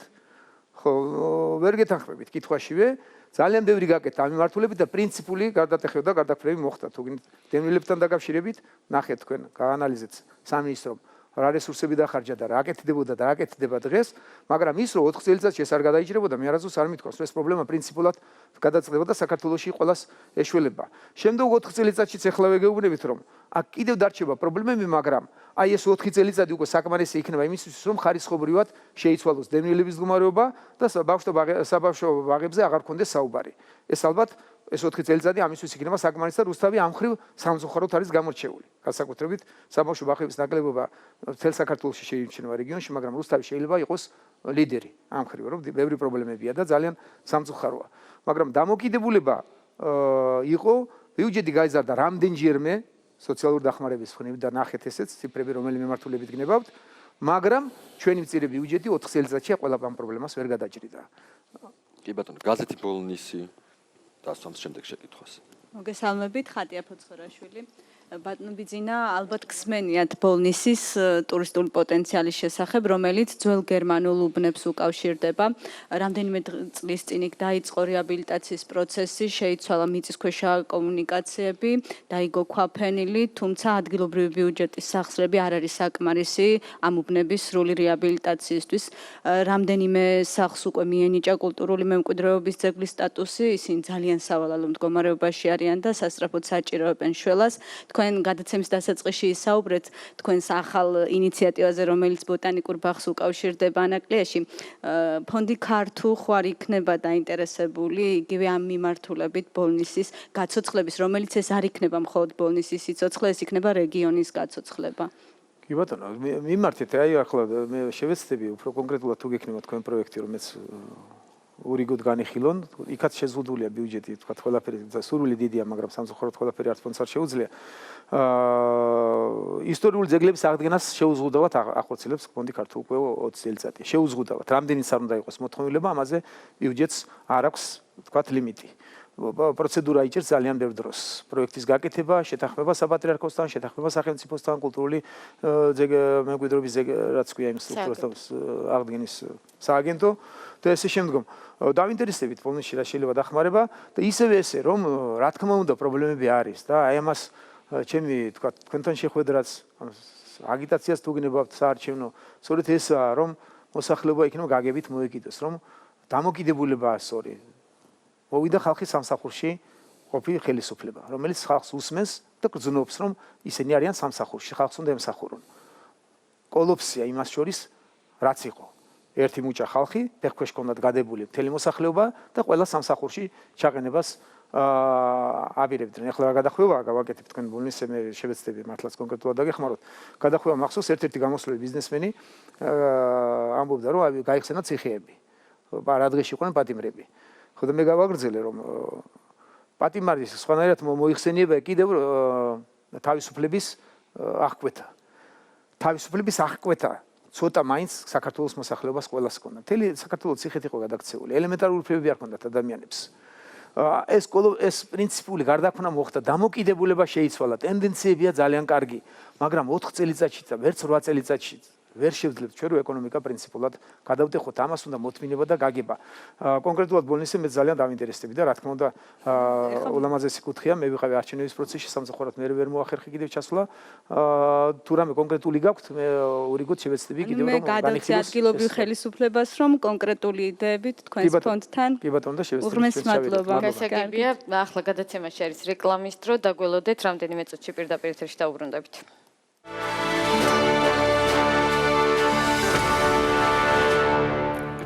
ტელეკომპანია GDS-ის პირდაპირ ეთერში უბრუნდებით. ეთერშია წინასაარჩევნო პროექტის შეხვედრები რეგიონულ მედიასთან. კიდევ ერთხელ შეგახსენებთ, რომ იმყოფებით ქვემო ქართლში, რუსთავში და შემდეგ შეკითხვას დასვამს ტელეკომპანია მარნეული შალვა შუბლაძე. უკაცრავად, აი ქალბატონ მანულის წინა კითხვას მინდა დაუბრუნდე, ცნობილება დაუშვი და მინდა გამოვასწორო. საჯაროდაც, როდესაც უსახლკაროები და დევნილები, თქვა ერთ სტატუსში განვიხილე, რა თქმა უნდა, სხვადასხვა სტატუსია და პრობლემა გაცილებით ღრმაა დევნილების. სულაც არ იფიქროთ რომ სიჩქარით დავაკნინე ეს პრობლემა და იქნებ უახლოეს დროში რუსთავში ეს პრობლემა ძალიან სწორად დგას და ახალმა ხელისუფლებამ მოახერხოს და რაც შეიძლება დააჩქაროს ეს ტემპები. დიდი მადლობა ბატონო შალვა შუბლაძე. გამარჯობა ბატონო ბიძინა მარნეულში როგორც ძირითადად ქვემო ქართლში მოსახლეობა სოფლის მეურნეობის პროდუქტით ირჩენს თავს მისდევს სოფლის მეურნეობას ძალიან კარგი პროექტი იყო ეს 5000-იანი გრანტები და იგეგმება თუ არა მომავალში მსგავსი პროექტები, რაც მოსახლეობას საშუალებას მისცემს, რომ ჯერ ერთი მათთვის უცხო იყო ეს და ისწავლონ ამის შესახებ, გაიგონ თუ როგორ არის, საკმაოდ ცუდად გაშუქდა მედიაში, იმიტომ რომ პირადად ჩვენთანაც არ ყოფილა სოციალური გოვლები. შეგიძლიათ ორი სიტყვით თქვათ, აი რა გაკეთდა. კარგი იყო, მაგრამ ძალიან ცოტა ინფორმირება იყო მოსახლეობისთვის ამის შესახებ. თუ იგეგმება მსგავსი რამის უფრო ფართო მასშტაბიანი მცირე ქარხნების შენებლობა, მოსახლეობას რომ იცენ უფლება გააკეთონ, პატარ-პატარა საწარმოები და ასევე სოფლის მეურნეობის პროდუქციას ზრდის, ვთქვათ, თქვენ არ გესწავლებათ ტრანსპორტირების ხარჯები. არავინ არ ლაპარაკობს სამწუხაროდ რკინიგზის განვითარებაზე, ადრე რკინიგზა ძალიან ხელმწიფებოდა. და თუ იქნება რკინიგზა განვითარებული ქვემო ქართლში, იგივე თუნდაც ქვემო ქართლი და კახეთი და უკავშირდება რუსთავის მეშვეობით ერთმანეთს, კახეთი საერთოდ მოშლილია.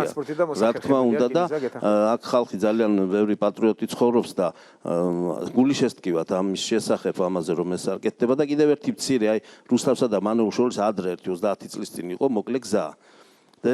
მოკლე გზა იყო ავტომობილო რუსთავსა და მანეულს შორის. ეხლა დავდივართ ბონიჭალის გავლით და აი ეს ამ გზის მშენებლობა ბევრჯერ დაანონსდა და თუ დაიწყება როდესმე მშენებლობა ძალიან აქტუალურია. ერთი 20 კილომეტრით ჭრის გზას თქვენ წარმოიდგინეთ. ეს არის პირდაპირ დანიშნულება ხელისუფლების, რომ ინფრასტრუქტურა და გზები პირველ რიგში მოიყვანოს ეს რიგში, რომ ბიზნეს მიცეს და პატრიოტიზმთან დაკავშირებით თქვენ ამას ენაზე შეხვედრაზე დაგისვეს შეკითხვა, თქვენ უფრო მაგარი პატრიოტი ხართ თუ მიხეილ სააკაშვილი და არ გაეცით პასუხი ბოლომდე და ეხლა თუ ვეტყვით.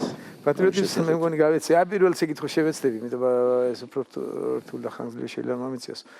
რაც შეეხება მომკლეს იგზა, რა თქმა უნდა, ხელისუფლების პირველადი საზრუნავია. რაც უნდა მოვითხოვოთ ხელისუფლებისგან, ინფრასტრუქტურა პირდაპირ მნიშვნელობით არის ხელისუფლებას რაც ხელისუფლება. ხალხის დასაქმების საფუძველს ქმნის ამით ხელისუფლება, რომ ბიზნესმა უფრო აქტიუროს, გზებიც უფრო შემოკლებული უნდა იყოს, რა თქმა უნდა, რკინიგზა, რომელიც უფრო იაფი და იოლი ხელმოსაწვდომია უნდა განვითარდეს და ამ მიმართულებით გარწმუნებთ, თუ პარალელურად გზების, რაზეც შეიძლება გვირიკაშვილს არ გაუკეთები აქცენტი, როგორც გზებზე მიდის, გარწმუნებთ, თუ რკინიგზა მიდის, როიტყვენ შეჯიბრშია გზებთან.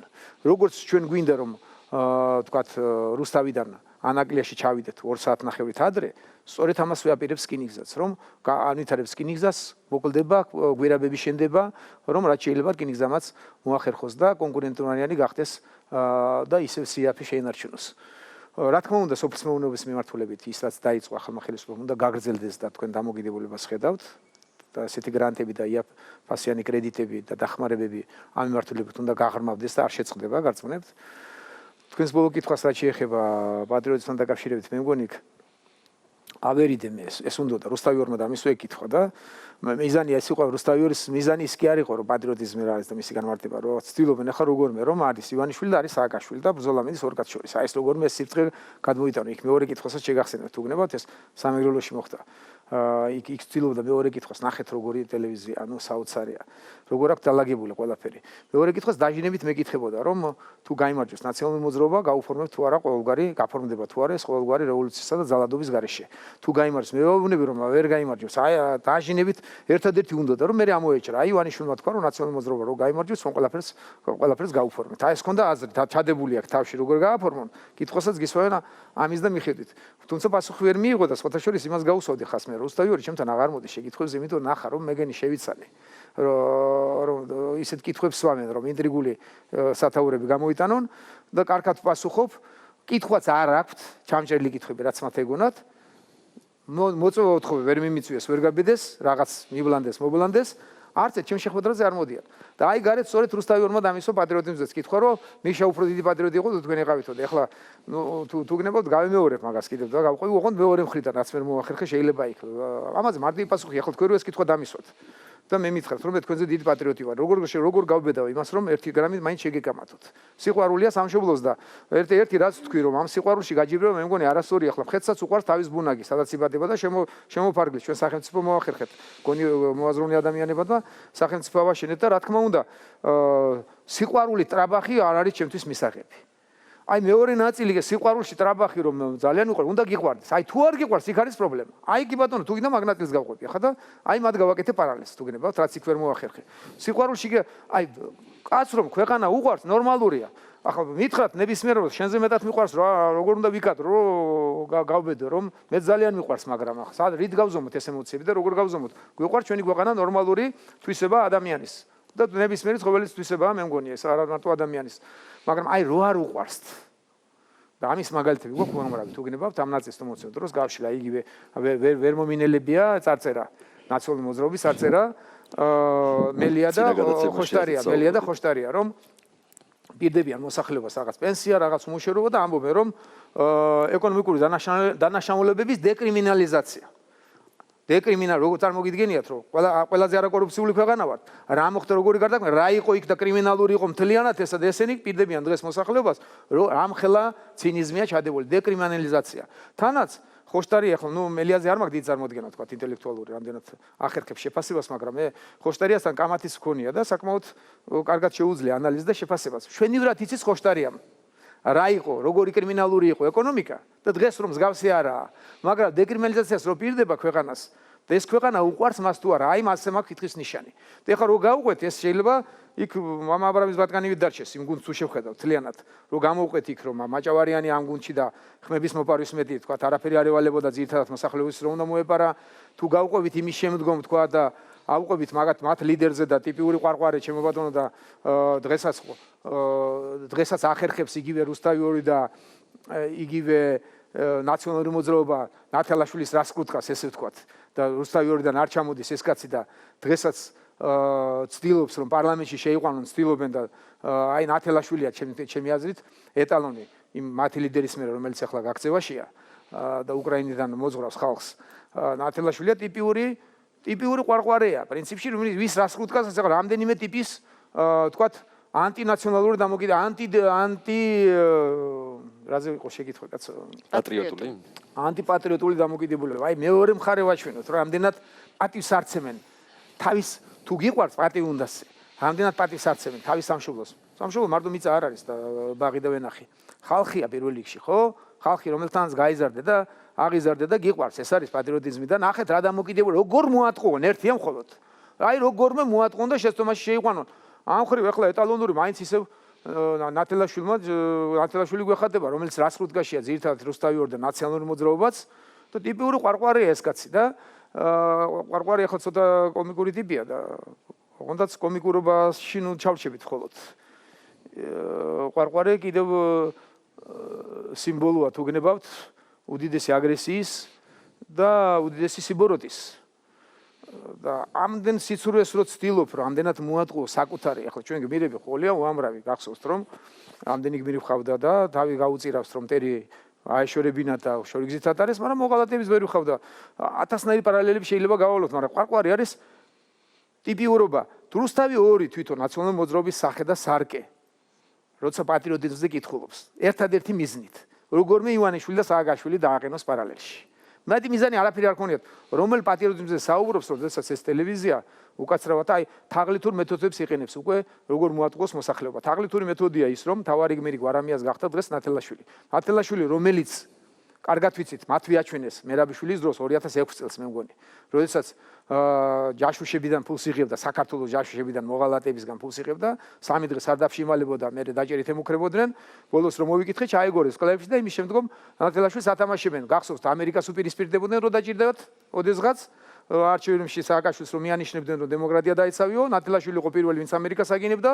დღეს ამერიკაში ვოიაჟებს უკეთებენ რუსთავი ორიდან არ ჩამოდის ყველაზე მაგარი კლიპები გაუკეთეს დაუკომპლექტეს ხალხი პირველი ექსეული ნახეთ ნაცების საყვარელი ხალხი დაუკომპლექტეს და უბერავენ უკაცრავად ვარ აი ეს ყვარყვარიზმი უნდა დამთავრდეს საზოგადოებისადმი დამოკიდებულება რომელ პატრიოტიზმზე უნდა ილაპარაკონ მათ რუსთავი ორმა ნახეთ როგორ ადგენენ უკვე კადრებს როგორ აი დამოკიდებულება იგივე მე რა კითხვებიც გაგიმეორეთ და სხვა კითხვას რაც გააჩნიათ იპოთეკარებზე დამდებდნენ ძირითადად ახლა ჩაეხსნა რუსთავი ორი საერთოდ და ნაციონალები ვაკითხვას აღარ მისვავენ ბოლო ქონდათ შეხსენება ჩემდამი რომ აი იპოთეკარებს რო დაპირდია რასაც დავპირდი ისე ვიქცევი სწორედ ვერ დავპირდით ჩვენ თავის დროზე რომ სესხს თუ აიღებ უნდა დაფარო სახელმწიფო ვერ დაგიფარავს სესხს არსად არ ხდება თუმცა ძალიან განვიცდი და ძალიან მეწოდებიან ეს ადამიანები აი ამით დარბოდნენ და ბოლოს როგორი სცენარი ააგეს რუსთავიოში ნახეთ ეს უკვე თაღლითობაა ეს აღარ არის მედია და ეს აღარ არის თქვათ მისაკუთრებული მედია მე ვამბობდი მუდამ არჩევნების პროცესში რომ უფასო და გრძელვადიან კრედიტებს მისცემთ სოფლმეურნეობის მიმართულებით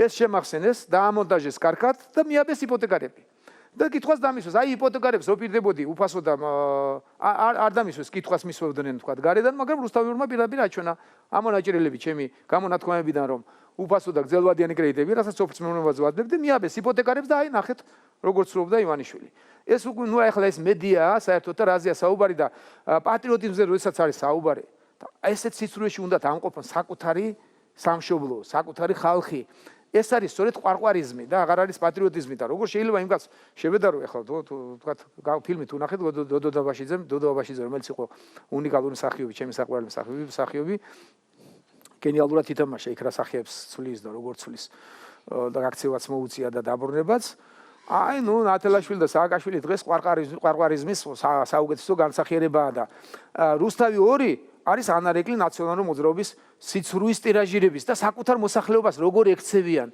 როგორ გახდა აგიტაციის სხერფლი, სწორედ რუსთავი ორის აგიტაციის სხერფლი როგორ გახდა მოსახლეობის რაღაც ნაწილი, რომელსაც მე უდიდეს პატივს ვცემ, პენსიონერები, რომლებიც თქვათ ტელევიზორზე მიზაჭული არიან ძირითადად და ელოდებიან რომ რაც შეიძლება სწრაფად გაიუმჯობესონ პირობები, გამოყავს ყვარყვარე, ყველაზე მეტ რასკუტკას უკეთებენ, გვარამიას ჯერ ვინ არის გვარამია და ოდესღაც როცა აგინებდა ნათელაშვილი დღეს მისი საყვარელი გმირია და ყველაზე ძლიერი პოლიტიკოსი, სხვათაშორის ძალიან კარგი და სიმბოლურია და სახეა ერთისას და მეორისას, ანი დრუგ-დრუგას ტოიად უკაცრავად რუსული გამონათქვამებისთვის.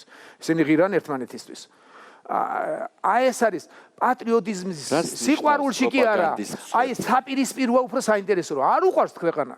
თუ ქვეყანა უყვარს, კაცს როგორ შეიძლება გაეჯიბროს სიყვარულში? რო უყვარს ნორმალური თვისება, მაგრამ აი რო არ უყვარს. ეს არის არანორმალური და ესეთებად რო გვევლინებიან ძალიან ხშირად საკუთარი დამოკიდებულებით. ყვარყვარე როა სიმბოლო ძალიან ხშირად მათი ლიდერების და ახლა დღეს ლიდერი ნათელაშვილია, რაც სააკაშვილი აცუსვეთ ისე რუსული სიტყვა უკაცრავად.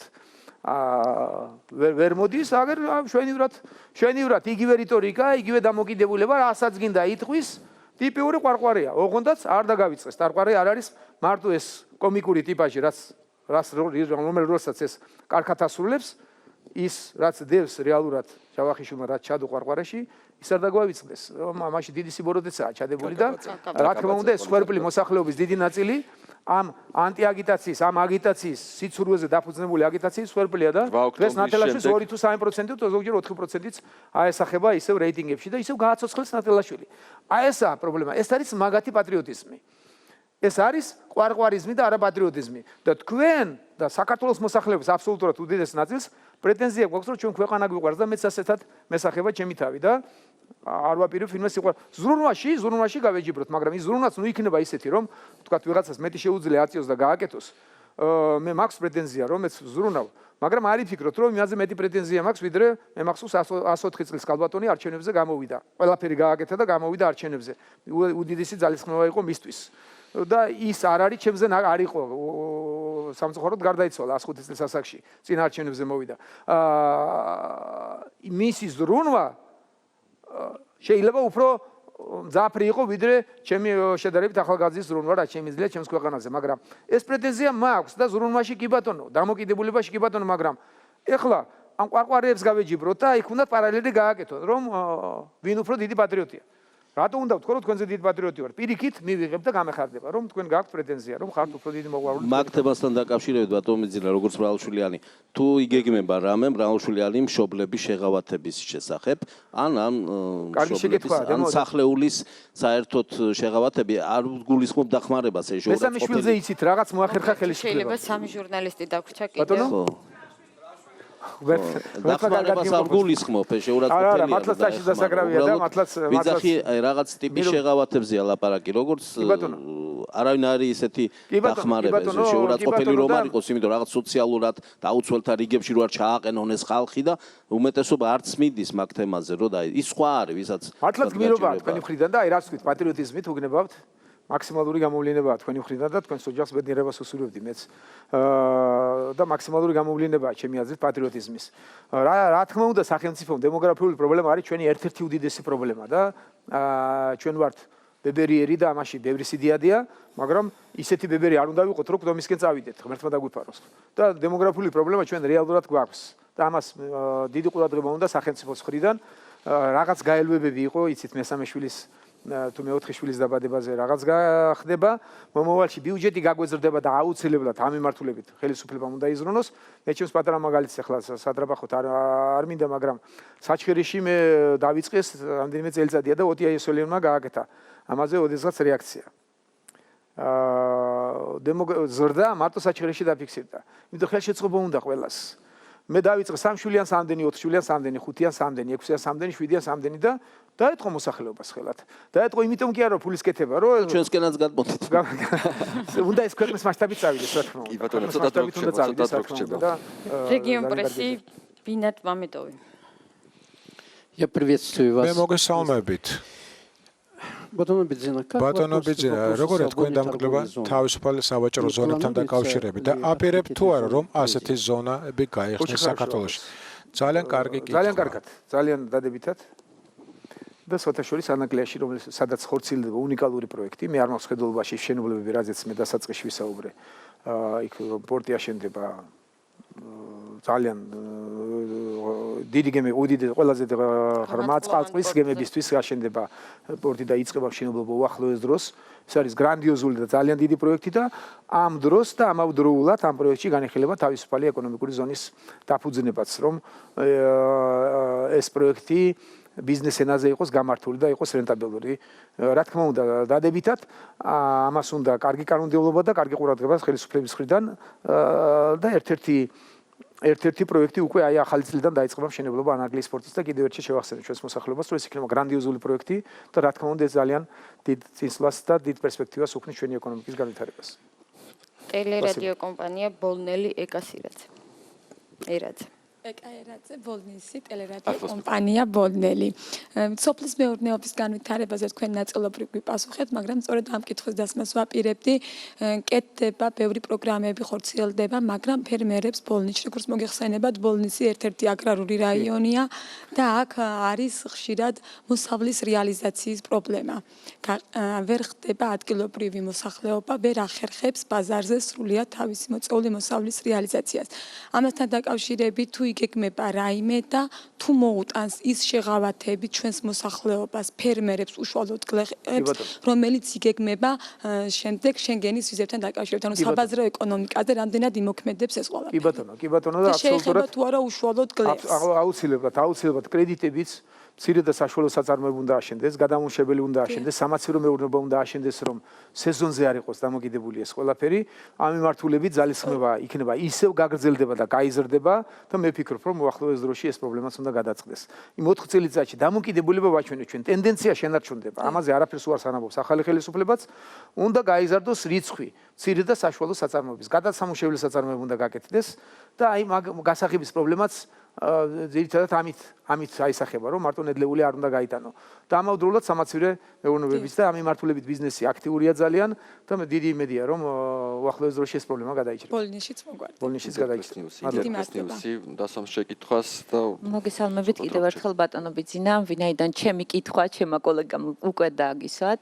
მაინც ჩაგეკითხებით, სად არის დღეს ირაკლი ღარიბაშვილი, თქვენს რომელიმე კომპანიაში ხომ არ არის დასაქმებული, იმიტომ რომ საზოგადოებრივი ინტერესი მაღალია და კიდევ ერთი კითხვა, რუსთავში ძალიან ბევრი ინფრასტრუქტურული პროექტი ხორციელდება, მინდა გითხრათ საკმაოდ მასშტაბური პროექტი კოსტავას გამზირის. ჩვენ ვიმყოფებით ისტორიულ შენობაში, რუსთავის თეატრის შენობა, რომელსაც ცოტა ხნის წინ მიენიჭა ისტორიული ძეგლის სტატუსი. ის ნაწილობრივ რეაბილიტირებულია, მაგრამ რომ არ ჩამორჩეთ ჩემ ბოლნისელ კოლეგას რუსთაველების სახელით ფონდი ქართულ ხომ არ გეგმავს ასევე. მომაწოდოთ მაგიდა თუ აქ შეტანილი და იგავეცნები როგორც თქვენ უძანეთ თქვენს რაც შეეხება ფონდი ქართულს მაინც თქვენ ძირითადად კითხავთ ღარიბაშვილი მე შევთავაზე საერთაშორისო საჯაროდაც შევთავაზე ისედაც შეხვედრები ხშირად მაქვს ირაკლისთან და შეხვედრების დროსაც შევთავაზე თვითონ ცდილობს ბიზნესის რაღაც დარგში და არის არჩევნებში და აქაც შევთავაზე ჩემი დახმარება და იცის კიდევ შერჩევის პროცესშია ცოტა გაუხანგრძლივ და პოლიტიკური მზაობაც აქვს და კაი ფორმაშია ირაკლი, მე 4 შვილი შეეძინა, იცით, გოგონა, 3 ბიჭის მამა იყო. და მე ვფიქრობ კიდევ ერთხელ გავუსავდი ხას, რომ კარგია რომ ქართულ პოლიტიკაში ესეთი სათადარიგო მოთამაშეები გაჩნდნენ. მე უკვე 60 გადავაჭარბე და მოთამაშედ ვეღარ ჩავითვლები და არც მაქვს სურვილი სხვათაშორის, მაგრამ ირაკლი არის კარგი ვარიანტი იმისათვის, რომ ჩვენი გრძელი სკამი რაც სპორტში ითვლება, თქვათ, და თუ ახედავთ ჩვენს უახლოს პოლიტიკას, ძველი პოლიტიკოსები მაინც და მაინც სანდოობით დიდად არ გამოირჩევიან, ამ ხრივ ირაკლი არის უნიკალური მოვლენა და კარგია გაუფრთხილდეთ და ყოველ დროს და ყოველ წამს აქვს განცდა იმის, მას უყვარს თავის სამშობლო, უყვარს თავის ქვეყანა, აქვს განცდა იმის, რომ საჭიროების შემთხვევაში ის დაბრუნდება და კარგია რომ ეს ესეა. გადაცემის დასრულებამდე სულ რამდენიმე წუთი დაგვრჩა და ამიტომ მინდა ვისარგებლო შემთხვევით და კიდევ ერთი შეკითხვა დაგისვათ. თქვენ რამდენჯერ მეახსენეთ ზეგან მიხეილ სააკაშვილი და მე მინდა რამდენიმე ციტატა წაგიკითხოს მისი ბოლოდროინდელი განცხადებებიდან. ყველა მიცის რომ რუსთავი ორის ეგზიტ პოლში რაც იქნება, ეს იქნება ვერდიქტი. ეს არის ოდესის ოლქის გუბერნატორის განცხადება, რომელიც ასევე ამბობს, რომ სიმართლე შეიკრიბება ერთ დიდ მდინარეთ, რომელიც შემდეგ იქცევა წარღვნა დივანიშვილის ოცნებისთვის და მოხდება დემოკრატიის საბოლოო გამარჯვება საქართველოში. ეგზიტ პოლი ყველასთვის ცნობილია, რომ არ არის არჩევნების შედეგების განსაზღვრელი. ამისთვის არსებობს ცენტრალური საარჩევნო კომისია, მაგრამ მიხეილ სააკაშვილის განცხადება, რომ რუსთავი ორის ეგზიტ პოლი იქცევა ვერდიქტად და მოსალოდნელი წარღვნა. რაზე მიანიშნებს, როგორ ფიქრობთ თქვენ, რას ნიშნავს ეს განცხადება? რუსთავი ორი რამდენად შეიძლება იყოს სიმართლის ჭეშმარიტების ეტალონად, თქვათ ეს კარგად მოგეხსენებათ, ციცრულის ეტალონად კი გამოდგებოდა ნამდვილად პრინციპში და მათგან გაკეთებული ეგზიტ პოლი როგორ იქნება ბოლო ვერდიქტი და წარღონას ნუ დაძაბავს წარღვნა, მაგის განახსენები წარღვნა მოსახლეობას კიდევ ერთხელ მივანიშნებ, რომ მე მგონი საკუთარ გუნდზე აგრძელებს ისევ რომ არ ჩამოეშალოს ბოლომდე. შემაგრებას რომ მე ჩამოვალ და რაღაც საოცრებას მოვახდენ. სად ჩამოსროლია საწოდავი. ლიციაში არ გაიჭედოს დაგედილი სივრცეს. ეგრევე შეიყვანენ იცის ეს კარგად. სად უნდა ჩამოვიდეს ადგილ-ადგილ ამას პირდება საკუთარ გუნდს რომ გაამაგროს და არ ჩამოიშალონ. რომელი წარღვნით გვემუქრება თანასთან რომელი დემოკრატიის აღზევით გვემუქრება. ეხლა წარღვნად მიაჩნია ის რომ თუ თქვათ ალბათ ეს იგულისხმება რომ თავისიანებს ამძაფრებს რომ თუ გაგვიყალბეს და რუსთავიორს არ მოვერგეთ ჩვენ. გაყალბებაზე სიცილეს ვარ საუბრობდა დიახ. ვერთმა დაგვიფაროს. როგორ შეიძლება რომ დღეს საქართველოს ხელისუფლებაზე იფიქრო რომ ცდელობა მაინც ექნება, თავში მაინც გავილებენ. ყველა თვითონაც კარგად იციან შვენივრად. მაგრამ ისიც კარგად იციან შვენივრად რომ არავითარი შანსი არ აქვთ. და აი ამით ეხლა როგორმე გუნდი მოიყვანოს, იქნება რაღაც საოცრება მოხდეს და მერე წარღონას დავაფუძნებო მეო თუ რუსთავიორს არ გამოყვნონ და ის სიცრუე არ დაგვიჯერეს და სადღა ამ სიცრუეს გავყვებით მერე და გადავატრიალებ და ავატრიალებ არაფერს თავი არ აქვს ამ საწოდაებს. და მაგასაც ეგეც გაუბედურებული ზის იქედან ნაცვლად იმისა ჩამოვიდეს საკუთარ სახელმწიფოს პატრიოტიზმზე როა საუბარი ელემენტარული პატივის წეს, კანონმდებლობას პატივის წეს, საქართველოში ჭეშმარიტად მისგან განსხვავებით დღეს დაფუძნდა დემოკრატია და ამით თუ თქვა შეფასება შიგნით არ შეუძლიათ, კეთილინებონ და საერთაშორისო ინსტიტუტების შეფასებები აიღონ. ევროკავშირის წევრ ქვეყნების ნახევარს უსწრებთ ძალიან ბევრ დემოკრატიულ ღირებულებებით, სადაც არის ჩატარებული კონკურსი. და ტენდერები და ნახეთ რა იყო მათი მმართველობის დროს როგორი იყო დემოკრატიის ხარისხი და როგორია დღეს ცისა და მიწის შედარება იმხელა სხვაობა ხოლო ეს კაცი რომ დემოკრატიულობაზე იმუქრება ეგ სულ არ აინტერესებს მაგის დემოკრატია მაგან იცის რაც იყო რაც მისმა მეუღლემაც თქვა რომ არის ეს ჩემი ქმარი ისეთი კაცი იყო რომ ის უნდა ეშინოდეს ხალხს მაგრამ ეხლა ნუღა გეშინია თვალები ჩავხედეო ახლა იმდენი ცინიზმი მოდის მაგათგან უსუსურობისაა ეს ყველაფერი მე ესე ვიტყოდი უსუსურობის არის ეს ყველაფერი გაუსაძლისობის არის იმ მდგომარეობის სადაც არიან და ერთადერთი ამითაც ცდილობენ რომ თავის თანაგუნდელები მაინც შეამაგრონ და მე მოსახლეობას მოუწოდებდი რომ რა თქმა უნდა მხოლოდ კამერებით და რა თქმა უნდა მხოლოდ ყველა ტელეფონს დღეს კამერა აქვს ნებისმიერი პატარა და დიდი სტაი მათ არანაირი არ გააჩნიათ პატარა ნებისმიერი თქვათ ექსესების თუ რამე შეიძლება მათ მოახერხონ გადავიღოთ დავაფიქსიროთ არავითარ შემთხვევაში ხელისუფლების მხრიდან არანაირი პროვოკაცია არ იგეგმება პროვოკაციების ველოდებით მაგრამ თუ იქნება ეს იქნება მასშტაბის ძალიან მცირე და ეს რეალურად ვერაფერზე გავლენას ვერ მოახდენს თუმცა კარგი იქნებოდა კიდევ ერთხელ ვისარგებლებდი მე და მიმართავდი მოსახლეობას რომ ნებისმიერ მომენტში ყველა ტელეფონით არის დღეს შეიარაღებული ნებისმიერი პრობლემა და პროცესი რაც შეიძლება იყოს არაკანონიერი ძალიან გთხოვდით რომ ყველამ გადაიღოთ რომ მისი რეალური მიზეზის კანალიზება მოხდეს. კი ბატონო, ამოიწურა ჩვენი საერთო დრო, ჩვენ კიდევ ერთხელ შეგახსენებთ რომ პირდაპირ ეთერში ვიყავით რუსთავიდან, ეთერში იყო გადაცემა შეხვედრები რეგიონულ მედიასთან, გემშვიდობებით ხუთშაბათამდე. ხუთშაბათს 29 სექტემბერს ჩვენ ერთმანეთს შევხვდებით შიდა ქართლში, გორში დროებით დიდი მადლობა რომ გვიყურეთ. მადლობა დიდი.